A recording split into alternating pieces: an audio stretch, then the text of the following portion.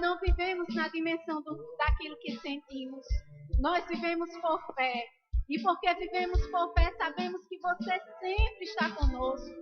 Que você nunca nos deixa só. Que independente das coisas que se levantam, das circunstâncias, você está ao nosso lado, Senhor. Independente de haver um mar à nossa frente, você tem poder para abrir mar.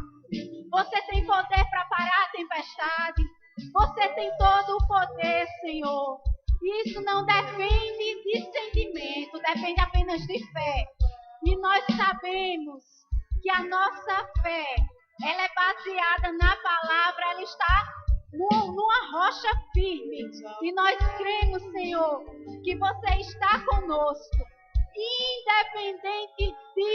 Independente de qualquer coisa. E nós contamos com a tua presença. Nós contamos com a tua unção. Obrigada, Pai. Obrigada, Senhor. Aleluia, nós te agradecemos. Em nome de Jesus. Aleluia, aleluia. Amém. Eu queria pedir para o irmão do teclado ficar, se possível. Agradeço o pessoal do louvor. Aleluia, querido, você pode sentar. Amém. Aleluia. Deus é bom. E eu quero dizer que nós estamos sobre uma unção profética. Amém? Recebe direções específicas, queridos. Eu estava orando para esse dia e o Senhor me deu algumas visões de coisas que iam acontecer. Coisas que iam acontecer na tua vida. Amém? Então não se distrai da unção. Não deixa que o diabo te distraia, trazendo lembranças de coisas que estão fora daqui. Porque o Deus que muda circunstâncias, Ele está nesse lugar. Amém? O Deus que ele é o Deus do impossível. Ele está aqui. Amém? E eu quero te dizer, querido, que você pega junto dessa unção. Porque a unção coletiva, ela tem um poder sobrenatural. A Bíblia diz que 1 põe 1000 para correr e 2 põe 10.000. Então você está numa forte unção coletiva, onde as pessoas aqui creem no mesmo que você crê. Então pega junto dessa fé, pega junto dessa unção. E eu quero te dizer que aquilo que você pensa que não vai mudar, que vai continuar tudo do mesmo jeito, eu quero te dizer que o Deus do impossível, Ele vai agir. Porque Ele é o mesmo ontem, hoje e será por toda a eternidade. Amém? E não é porque o teu sentimento não te diz nada que Ele não vai fazer. Você não precisa se arrepiar. Você não precisa sentir a nível de emoções. Porque o nosso Deus é um Deus de fé. Ele não é um Deus que precisa de arrepios. Embora que muitas vezes nós temos emoções e nós também nos arrepiamos. Mas Ele não precisa disso. Ele é um Deus que Ele só se move por fé. Amém? Então pega a tua fé na minha. Pega junto, querido. Eu quero te dizer que o Senhor vai fazer infinitamente mais. Além daquilo que você tem pedido. Além daquilo que você tem pensado. Amém? E eu estou com muita raiva do diabo. Muita raiva. E eu quero te dizer, querido, que nós somos levantados para destruir as obras do diabo. Amém? Ele disse para mim que eu não ia conseguir estar aqui hoje e eu estou aqui. Porque existe um Deus de poder, existe uma unção de cura na palavra.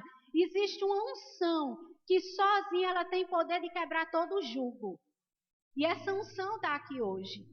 Essa unção, de fato, ela habita dentro de nós. Mas como a gente quer viver por sentimento, a gente não usufrui desse poder que habita dentro de mim e dentro de você. Porque, de fato, o mesmo poder que ressuscitou Jesus dentre os mortos hoje habita dentro de mim e dentro de você. Significa que o poder de ressurreição está dentro de nós. Amém? E nós vamos usufruir desse poder. Aleluia. Eu amo o Senhor demais. E eu quero dizer que o diabo ele já perdeu. Amém?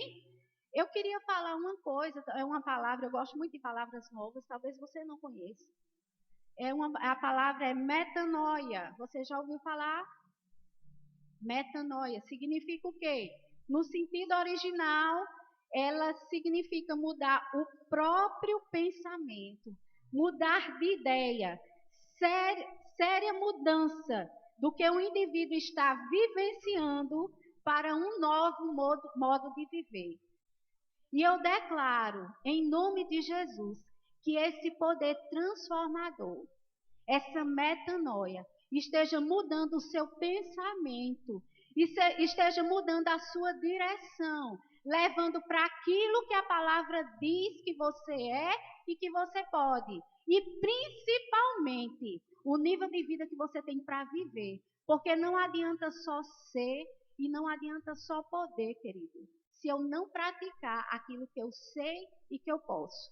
E eu quero te dizer que o diabo tem nos roubado usufruir, porque eu sei o que eu sou, eu sei o que eu posso, mas existem forças que me impedem de praticar e o diabo tem roubado isso da igreja. E eu quero te chamar a praticar aquilo que a palavra diz. Amém? Abre tua Bíblia em 3 João, capítulo 1, versículo, só tem um, de fato, versículo 2. Aleluia. Aleluia. Aleluia. Obrigada, Senhor, pela tua unção, Pai. Eu declaro em nome de Jesus todo julgo quebrado, Pai, nas nossas vidas. E um novo modo de viver, Senhor, seja estabelecido em cada um de nós, Pai. Eu declaro, meus irmãos vivendo qualidade de vida em nome de Jesus. Em nome de Jesus. E diz assim, querido, amado, desejo que te vá bem em todas as coisas e que tenhas saúde, assim como vai bem a tua alma. Querida, é a perfeita vontade de Deus que nós tenhamos saúde, que a nossa vida vá bem em todas as áreas. Mas o interessante é a comparação. Assim como vai bem a tua alma. E a gente entende que podia ser outro tipo de comparação, não é verdade? Então, assim como vai bem a sua vida espiritual, eu desejo que todas as coisas estejam bem. Mas a comparação aqui foi com relação à nossa alma. E eu sei que eu prego muito sobre isso. Infelizmente, se você se cansar, eu quero dizer que eu não vou me cansar de pregar sobre a alma, porque Deus me chamou para isso, amém? E eu quero te dizer porque toda mudança, ela começa primeiro na mente. Toda mudança, ela começa de um pensamento. E o pensamento, ele pode ser positivo ou negativo. Então, se eu não tiver controle naquilo que eu penso, se eu não tiver controle sobre a minha alma, a minha vida não vai bem. Vocês estão entendendo? Nós já nascemos de novo, nós temos um espírito recriado. Nós vamos viver com o Senhor por toda a eternidade. Isso é um fato consumado. Mas o diabo tem nos roubado de viver bem aqui na terra. O diabo tem nos roubado de usufruir da plenitude de Deus aqui na terra. Ele já sabe que já perdeu você na eternidade. Mas ele ainda ousa em fazer com que você perca a sua vida aqui. Por quê? Porque a eternidade para nós, de fato, começa aqui. A eternidade para a gente começa aqui, agora, hoje, a partir do dia que você conheceu o Senhor. Então, o que é que o diabo tem colocado nas nossas mentes? De maneira muito discreta. Que você pense muito na sua vida espiritual. Eu não estou dizendo que isso é errado, ele nos distrai. Mas, a partir do momento que eu desconsidero que eu sou um ser criado trino, porque Deus me criou espírito, eu tenho uma alma e eu habito apenas nesse corpo. Mas ele mesmo criou a minha alma, ele criou a sua alma. E o diabo diz assim, não, mas não tem importância não, o que importa é você ser espiritual. Deixe isso para lá. E simplesmente quando a gente deixa a nossa mente, a nossa alma para lá, ele começa a atuar com pensamentos. Mas quando a gente sabe que a nossa alma é nossa e ela é uma terra a ser conquistada, quem vai ter essa conquista sou eu e você. Amém? Não abre mão, querido, daquilo que Deus tem para você em plenitude. Romanos 12:2 diz o quê? O que é que ele diz?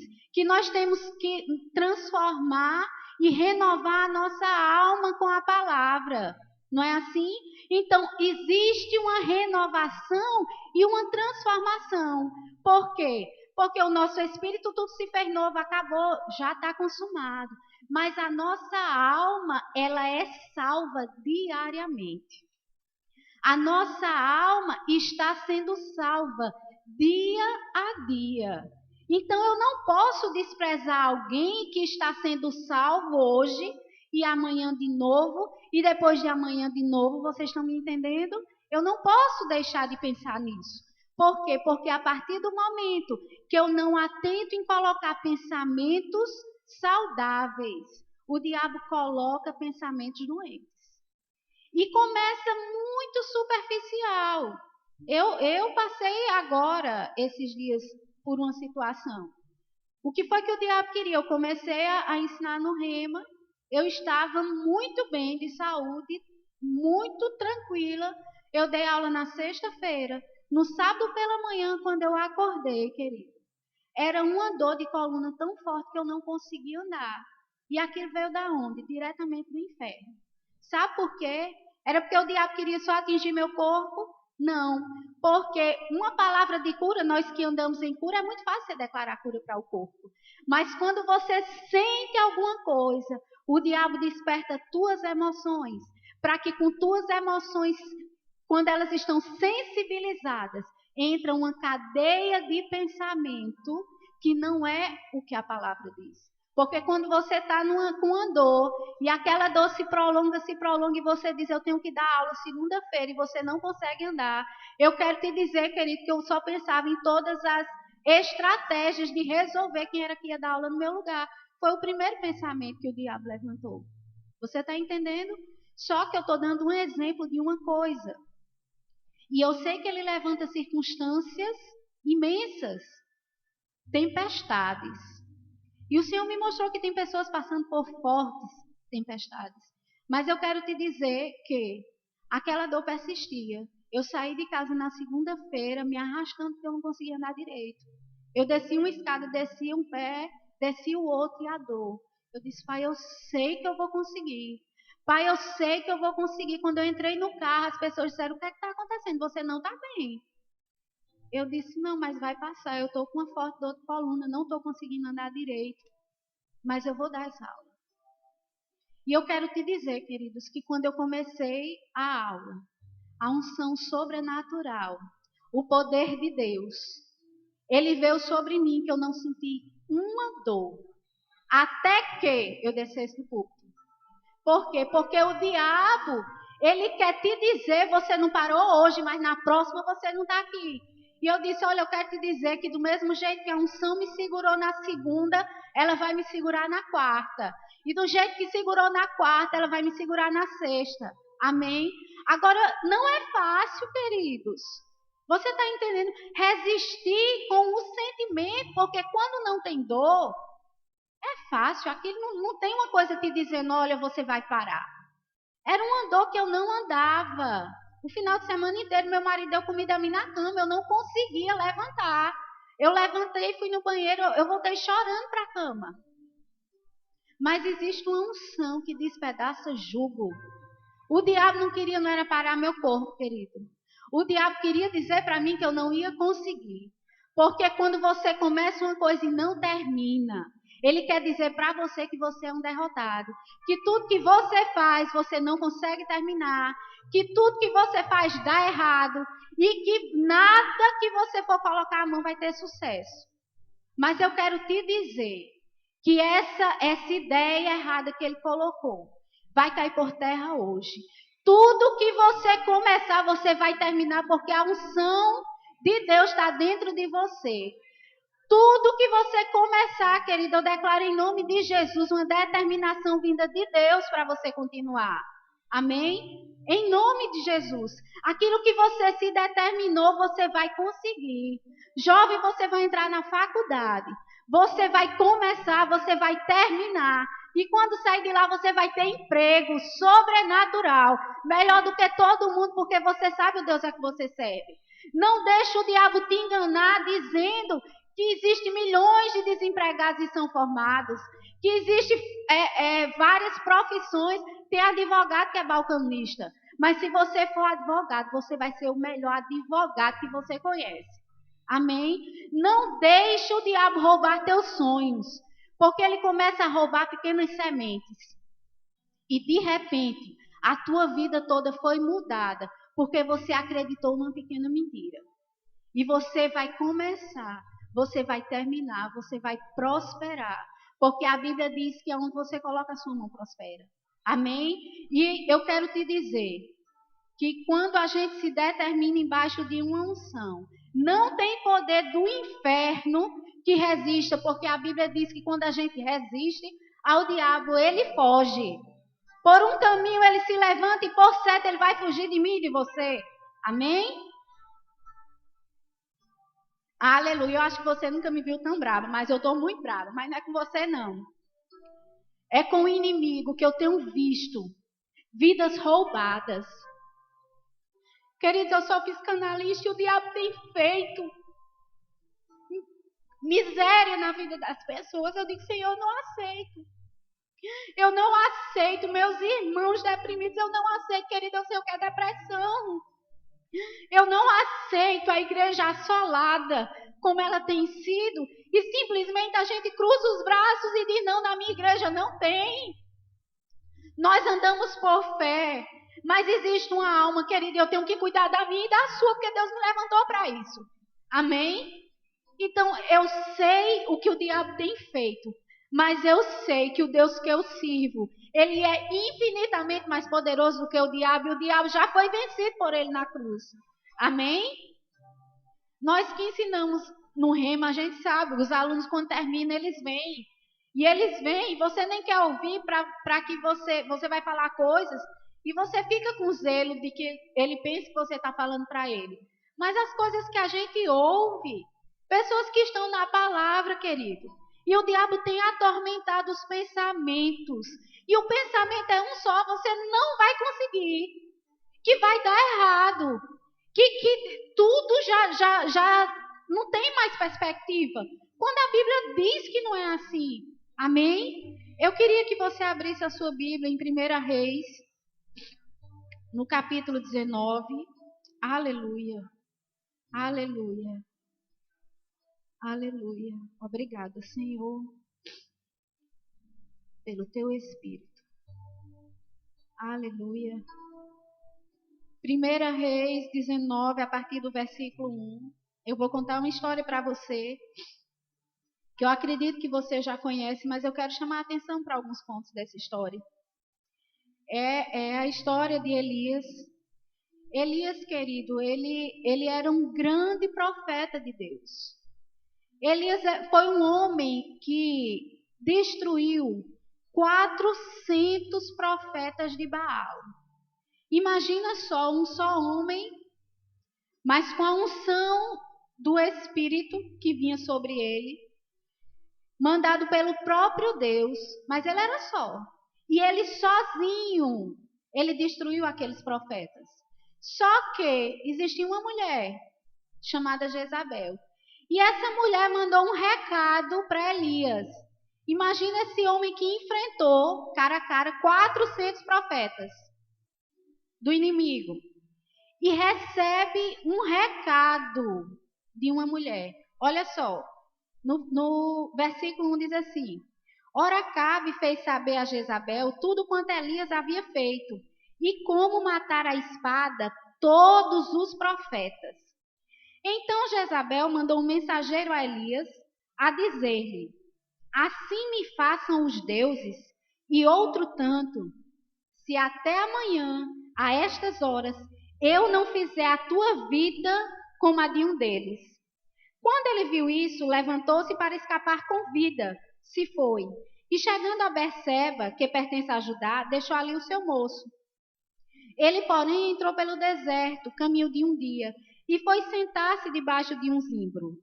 E pediu para si a morte, dizendo: Já basta ao Senhor. Toma agora a minha vida, pois eu não sou melhor do que meus pais. Queridos, olha aqui para mim. Imagina um homem que enfrentou e destruiu a espada 400 profetas. e um recado de uma mulher, dizendo assim: eu vou fazer com você aquilo que você fez. E esse homem simplesmente foge com medo. Me diga, pelo amor de Deus, o que aconteceu aqui? Será que o mesmo Deus que foi com ele com 400 profetas não seria com essa mulher? Será que a unção que estava com ele antes não era forte o suficiente para fazê-lo vencer aquela dificuldade também? Agora eu quero te dizer uma coisa: você sabe aonde a mensagem atingiu? Não foi o lado espiritual, porque ele era um homem maduro espiritualmente. Ele conhecia o Deus a quem ele servia. Acontece que aquela mensagem alcançou em cheio a sua alma. E a mente dele não estava preparada para um recado desse. Mas se ele tivesse cuidado bem dos seus pensamentos, ele não tinha deixado no primeiro pensamento que o inimigo colocou, dizendo: olha, ela vai fazer com você assim, porque quando vem, já vem a cena e você se imagina já destruído e morto daquele jeito. Se no primeiro pensamento, querido, ele tivesse guardado a mente e dissesse não, porque a unção não muda. O Deus que foi comigo ontem, ele é o mesmo hoje. O Deus que me guardou até aqui, ele vai me guardar amanhã. O Deus que supriu todas as minhas necessidades até hoje, vai suprir amanhã, porque ele não muda, queridos.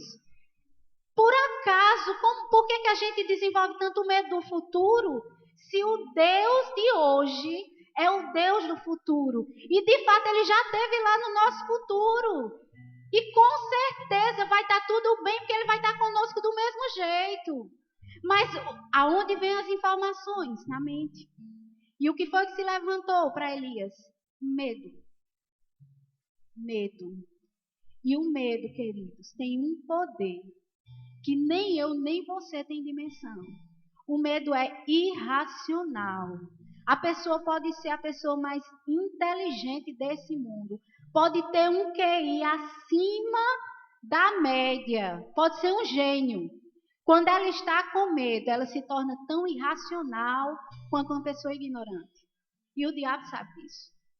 Por isso, hoje as empresas até desenvolveram a inteligência emocional. Alguns anos atrás, a inteligência emocional é muito mais importante do que o coeficiente normal de inteligência, porque não adianta só você ser inteligente. Se você não tiver equilíbrio emocional, a sua inteligência não vai saber administrar momentos de crise. E você vai fazer o quê? Você desespera. Você surta. Mas uma pessoa equilibrada emocionalmente, ela tem um poder de administrar crises. Independente quando surge uma situação como essa, a inteligência emocional se levanta e diz: não, mas por que eu vou deixar esses pensamentos se instalarem na minha cabeça se eu sei que ontem eu venci aqueles profetas? Essa mulher é uma louca. Se ela sabe o que eu fiz com os profetas, o que é que eu não vou fazer com ela? Porque a unção não mudou, o poder não mudou. Agora, queridos, a gente tem mais facilidade para acreditar na mentira do que a verdade. E por causa de quê? Por causa do diabo, porque a Bíblia diz que o mundo jaz no maligno. Então, quando vem a mentira, a gente se apega a ela e a gente simplesmente, se não tomar a nossa terra, que é a nossa alma, o diabo vai pintar e bordar e você vai acreditar naquele quadro, que como eu já falei, eu costumo falar que é um cenário. Cenário de papel, é tudo mentira. Cabe a você e a mim deixar de acreditar nas mentiras que ele diz. Só que Elias acreditou. Aquele homem poderosíssimo de uma grande unção acreditou exatamente. E por que ele pede para morrer? Sabe por quê? Porque o medo, ele em dosagens elevadas, que é o que tem acontecido hoje, ele desenvolve uma coisa que se chama síndrome do pânico. E essa síndrome do pânico é o que tem feito as pessoas quererem morrer. E eu quero dizer mais, essa crise de pânico, ela tem feito pessoas tirarem a própria vida. E eu conheço pessoas que já chegaram a esse ponto. Tinha uma mulher que tinha uma família linda, ela entrou num quadro depressivo, ela começou numa depressão, começou com crise de pânico, e um dia, num surto desse, Ela saiu de Campina Grande no carro, pronta para tirar a vida. E ela bateu e ela morreu. Por quê? Por conta de uma fragilidade nas emoções. E essa crise, ela começa a desenvolver sintomas quando ela desenvolve a crise do pânico. E esses sintomas, queridos, ele é tão parecido com o real, que a pessoa pode achar que está tendo um infarto. Começa com taquicardia, o coração começa a acelerar, o coração começa a doer, você começa a suar. Daí você começa a perder como que os sentidos e você não respira, o coração dói, o corpo começa a ficar dormente e você diz, eu vou morrer agora. E quando essas crises se repetem, chega um ponto da pessoa querer morrer. E eu acredito que o medo de Elias chegou num ponto que ele disse, olha, é muito melhor a morte. Então que vem aqui, olha, pensa o medo, o pânico de ser morto. Pronto, eu vou morrer logo, está tudo resolvido e acabou. Mas não acabou não, queridos. Porque se o ser humano ele chega a esse ponto, eu nem vou questionar para onde ele vai, porque tem coisas que eu não sei e você também não. A gente não sabe o nível de consciência que a pessoa estava, mas eu quero te dizer que com a morte foram sonhos que não foram vividos. Com a morte foi projeto que não foi terminado. Foi uma missão que ficou pela metade. Foi pessoas que precisavam conhecer o Deus verdadeiro do Evangelho e não conheceram. Porque eu e você, a gente existe por conta de um propósito. A gente não é uma obra do acaso. Você não nasceu simplesmente para nascer, crescer, envelhecer e morrer. Não. Você nasceu porque Deus teve um projeto e disse, eu vou colocar meu filho na terra para ele cumprir esse projeto. E assim como o seu DNA e as suas impressões digitais são únicas, existe um propósito para a sua vida que só você pode fazer. Existem lugares, queridos, que só você vai alcançar. Existem pessoas que só vão ouvir a você. E se você não cumprir esse projeto, vai ficar faltando o seu papel nessa terra, mas o diabo quer nos enganar. Dizer, não, mas isso é para o pastor Eduardo. Não, isso é para o pastor Wagner que ele tem chamado. Eu e você, todos nós nascemos com um chamado de Deus. E não é necessariamente um chamado nos 5 dons ministeriais. Porque Deus não faz nada por nada. Porque tudo que Deus faz é com propósito. Tudo que Deus cria é com uma finalidade. E eu quero dizer que você vai cumprir o seu propósito. Você vai fazer até o fim. Você vai cumprir a sua carreira. Até que o Senhor diga, olha, já cumpriu, pode guardar a sua fé. Amém? Vamos terminar a nossa história de Elias. E deitando-se debaixo do zimbro, dormiu. E eis que um anjo tocou e lhe disse, levanta-te e come.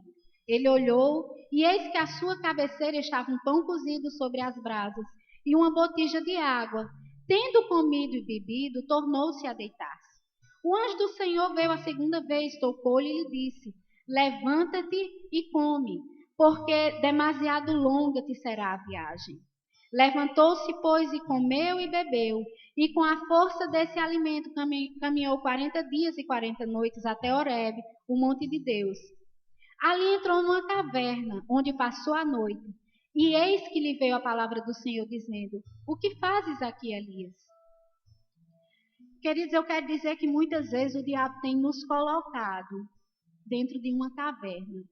E os dias passam, os anos passam, e você está lá porque você está pensando que você está protegido. Aqui é tão bom, é tão confortável, aqui não tem risco. Eu estou no lugar de segurança. Só que o Senhor olha para nós e diz, ei, o que é que você está fazendo aí dentro dessa caverna? Eu não te chamei para se esconder, eu não te chamei para fugir, eu te chamei com um propósito. E não existe lugar de segurança, querido, fora da vontade do Senhor. Porque a vontade de Deus é esse lugar que para nós é um lugar de segurança. É esse lugar que é um lugar de suprimento. É esse lugar que nos garante proteção. Não é numa caverna. Amém? Então eu declaro em nome de Jesus que se você tem se escondido atrás de algumas coisas e você diz, não, Mas você não entende, é porque eu sou muito ocupado. Eu trabalho demais, eu não tenho tempo. E o Senhor tem te chamado para algumas coisas. E você sabe que é você. Você sabe que você tem que ir, você diz, não, mas eu tenho muita responsabilidade já. Olha, a minha vizinha, ela não faz nada o dia todinho, porque Deus não chama ela. Porque esse propósito que vai cumprir é você. Não se esconde atrás de cavernas que você mesmo levanta. Não se esconde, querido, porque eu me escondi muito, eu sei exatamente o que é se esconder. Então você nem vai me convencer que não está escondido, porque eu sei. E eu quero te dizer que Deus te chamou, ele olha e diz assim, ei, o que é que você está fazendo aí dentro? Não, mas olha, é porque eu tenho um filho pequeno, eles não trabalham demais. Mas existem pessoas que você pode alcançar através dos seus filhos. Amém? E Deus tem falado, querido, eu quero dizer, eu sei porque sei que Deus tem tratado coisas com pessoas. E a pessoa está fazendo, como diz lá na nossa terra, ouvido de mercador. Que fala, fala, fala, e você diz, não, mas não é comigo não. E você sabe que é com você que eu estou falando. Deus está falando com você. Saia de dentro da caverna. A caverna não vai te proteger, a caverna vai te destruir. Porque não é lá que está a unção de Deus para a tua vida. Sai de lá, querido. Existe um esforço para romper. Mas depois que esse esforço é feito, existe uma unção que nos capacita a fazer exatamente isso que você está roxo de medo. Enquanto o diabo nos atormenta com medo, ele faz com que a gente acredite que aquilo é pior do que a gente imagina. E quando você chega lá, você diz, meu Deus, como era fácil. Porque a graça é esse favor de Deus para eu e você fazer aquilo que a gente não tem condição e você quer ir na força do seu braço. E na força do seu braço eu quero dizer que você não vai conseguir. Mas é embaixo da graça, desse poder de Deus, desse poder sobrenatural, que você diz assim, eu vou subir lá e vou desmaiar, e a graça diz, não, você vai ficar de pé, porque eu vou te sustentar. Porque a palavra que coloca na boca é o Senhor, querido, não é a sua. Então não precisa você confiar na sua força, não precisa você confiar no seu conhecimento, não precisa você confiar no seu braço. É na força do Senhor e na unção do Espírito. Amém? E vamos continuar na história de Elias. Aleluia. Aleluia. O 10. Respondeu ele: eu tenho sido muito zeloso pelo Senhor Deus dos exércitos, porque os filhos de Israel deixaram o teu pacto e ainda estava se achando dentro da caverna e se achando. Derrubaram os teus altares e mataram os teus profetas à espada. E eu, somente eu fiquei e buscam a minha vida para me tirarem. Meu Deus, quanto engano. Ao que Deus lhe disse, vem cá fora e põe-te no monte perante o Senhor. E eis que o Senhor passou, e um grande e forte vento fendia os montes, e despedaçava as penhas diante do Senhor. Porém o Senhor não estava no vento. E depois do vento um terremoto, porém o Senhor não estava no terremoto. E depois do terremoto um fogo, porém o Senhor não estava no fogo.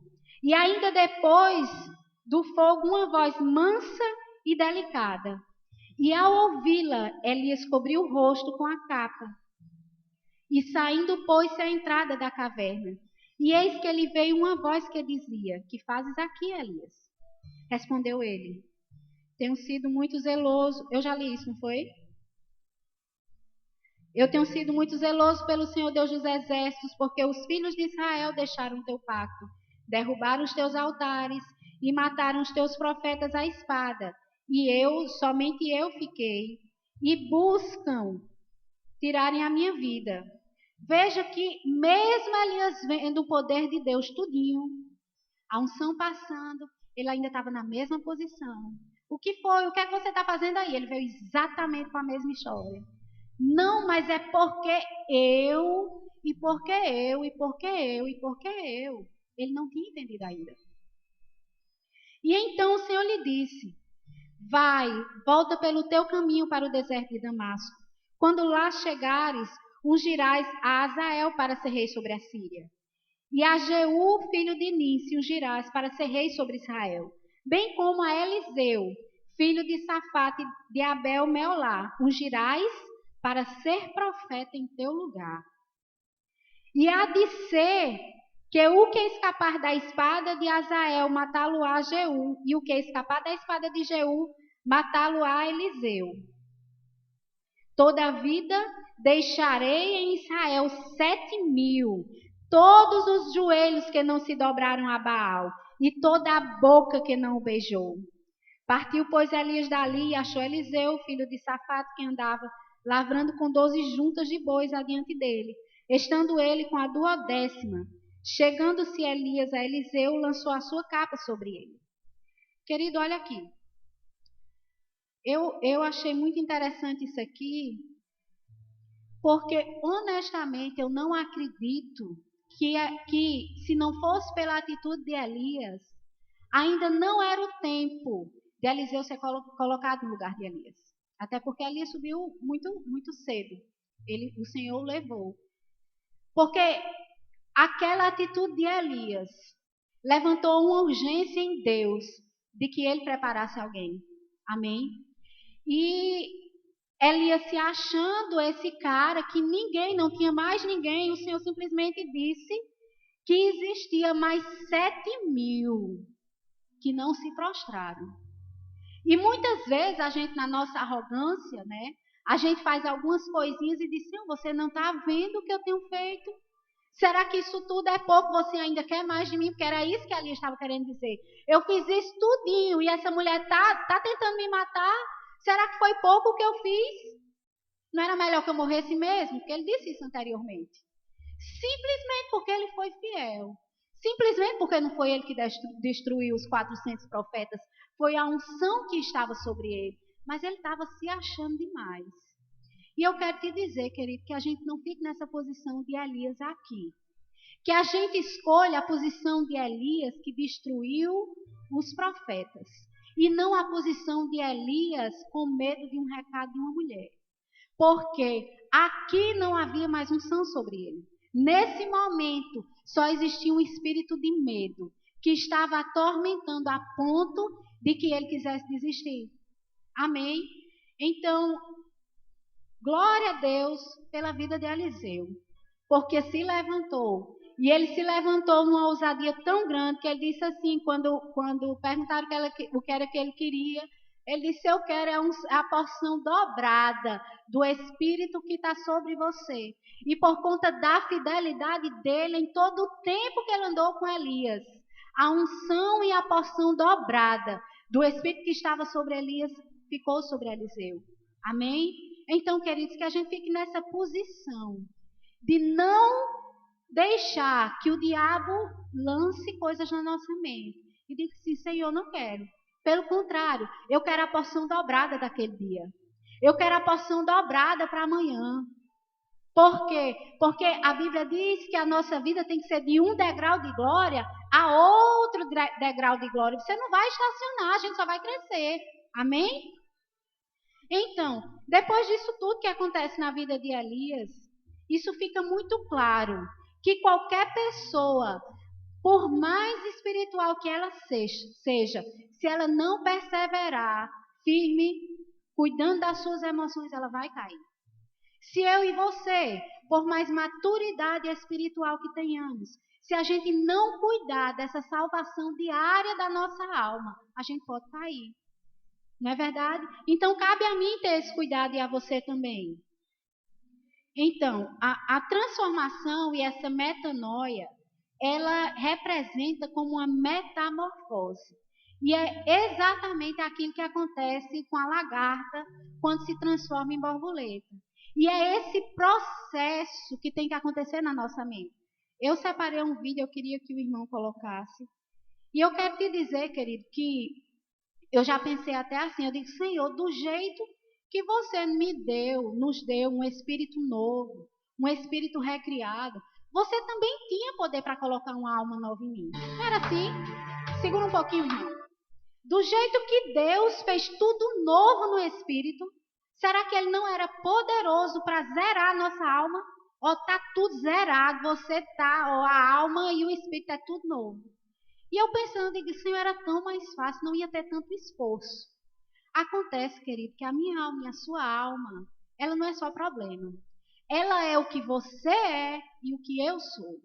Aquilo que nós somos, o nosso temperamento, a nossa personalidade está na nossa alma.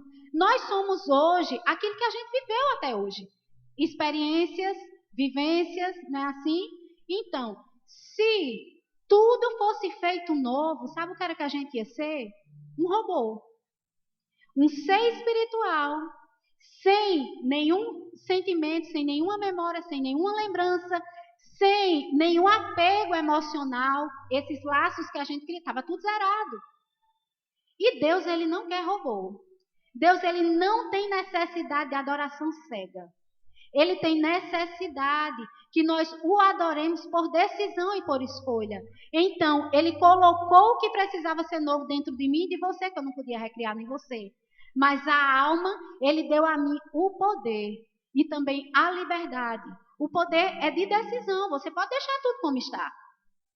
Mas existe dentro de você um potencial divino para transformar, restaurar e fazer tudo novo igual está no seu espírito. Pode só